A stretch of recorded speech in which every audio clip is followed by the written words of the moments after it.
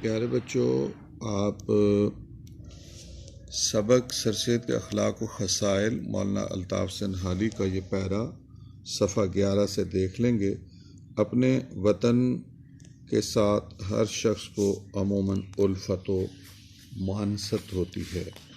اس پیرے کی 3-4 لائنیں آپ دیکھ لیں گے۔ یہ اس کا سیاق و سباق مثالی لکھا ہوا ہے۔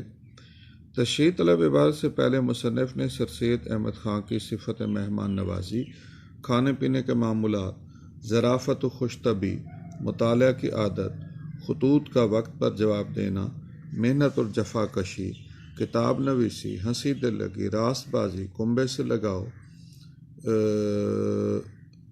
کا حال قلم بند کیا ہے اور ڈاٹس ہیں۔ تشریح طلب عبارت سے موقع سے لی گئی ہے۔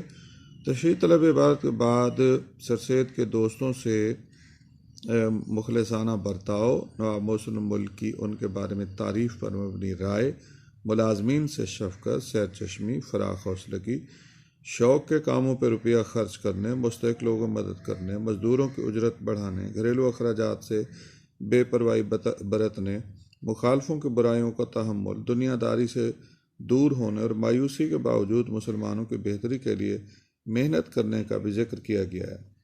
عبارت کی تشریح طلب نثر پارہ میں مصنف نے مسلمان بر صغیر کے عظیم مصلح اور باہمت رہنما سر سید احمد خان کے اپنے وطن سے دلی سے محبت کا ذکر کیا ہے۔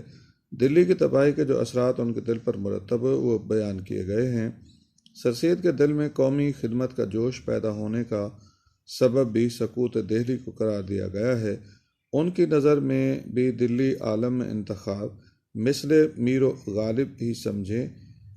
جنگ آزادی میں ناکامی کے بعد سر سید کے دل میں دلی کے اجڑنے کا ایک کرب تھا۔ تذکرہ دلی مرحوم کا نہ چھیڑ اے دوست، نہ سنا جائے گا ہم سے یہ فسانہ ہرگز۔ اپنے وطن کے ساتھ ہر شخص کو عموماً الفت اور محبت ہوتی ہے۔ پہلے جامع پیرا تھا، اب پہلی لائن لکھی گئی ہے، سلیس کر کے اس کی آگے تشریح کی جائے گی۔ مگر سر سید کی محبت اپنے وطن کے ساتھ عجیب طرح کی تھی۔ وطن سے محبت فطرت انسانی میں شامل ہے۔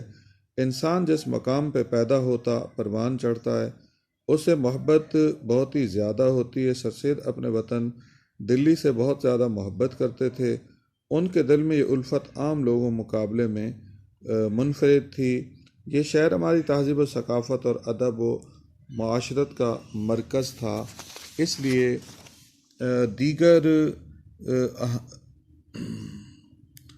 عام لوگوں کی طرح سر سید بھی دلی سے خوب محبت کرتے تھے۔ گو بظاہر سر سید نے دلی ہمیشہ کے لیے چھوڑ دی تھی۔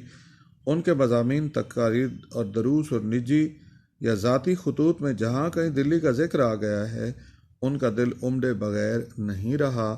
یہ جملہ ہم نے پیراگراف سے لیا ہے۔ وہ 1817 میں دلی میں پیدا ہوئے۔ حصول تعلیم کے بعد ایسٹ انڈیا کمپنی میں ملازم ہوئے، پھر جج بنے۔ سبکدوشی کے بعد علی گڑھ میں قیام پذیر ہوئے، ایم اے اسکول بنایا، مسلم فلاح و بہبود کے لیے دیگر ادارے بنائے۔ اس طرح دلی کو ہمیشہ کے لیے خیر باد کہا۔ ہم دیکھتے ہیں کہ ان کی تحریریں اور تقریریں دلی کے غم میں روتی ہوئی نظر آتی ہیں۔ عہد مغلیہ کے زوال اور مسلمانوں کی بربادی کا غم کچھ اس طرح محسوس کرتے تھے جیسے بقول شاعر امڈی آتی ہیں آج یوں آنکھیں، جیسے دریا کہیں مچلتے ہیں۔ غور کر کے دیکھا جائے تو سر سید کے دل میں قوم کی بھلائی کا خیال، قومی ہمدردی کا جوش زیادہ تر دلی کی تباہی بربادی نے پیدا کیا۔ وہ برصغیر کے مسلمانوں کے تعلیمی، سماجی، مذہبی، ادبی حتیٰ کہ ہر حوالے سے مصلح بن کر ابھرے۔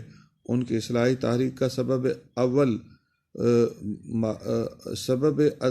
اصل معلوم کرنا ہو تو وہ ان کے وطن کی بربادی ہے۔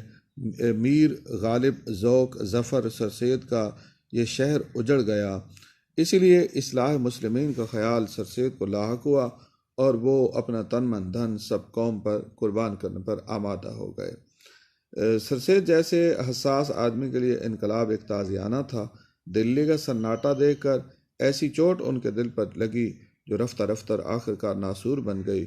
ہندوستانیوں کی شکست، انگریزوں کی فتح، بہادر شاہ ظفر کی گرفتاری، قید، جلا وطنی، برٹش راج کا آغاز، یہ سب اور بہت کچھ اس کے علاوہ 1857 کی جنگ آزادی کے نتائج ہیں، جن کو انقلاب، تغیر، تبدیلی سے تعبیر کیا گیا ہے۔ برصغیر سے مسلم عہد کے خاتمے کا دکھ سر سید نے ایسے محسوس کیا جیسے ان کے قلب پر چابک لگا ہو، وہ ہمیشہ رشتہ رہا ہو۔ یہ ایک ایسا زخم جو کبھی مندمل نہ ہوا۔ سر سید مسلمانوں کے اجتماعی مسائل کے بارے میں انتہائی حساس تھے۔ ایسی شخصیات قوموں کی زندگی میں روز روز پیدا نہیں ہوتی۔ ہزاروں سال نرگس اپنی بے نوری پہ روتی ہے، بڑی مشکل سے ہوتا ہے چمن میں دیدہ ور پیدا۔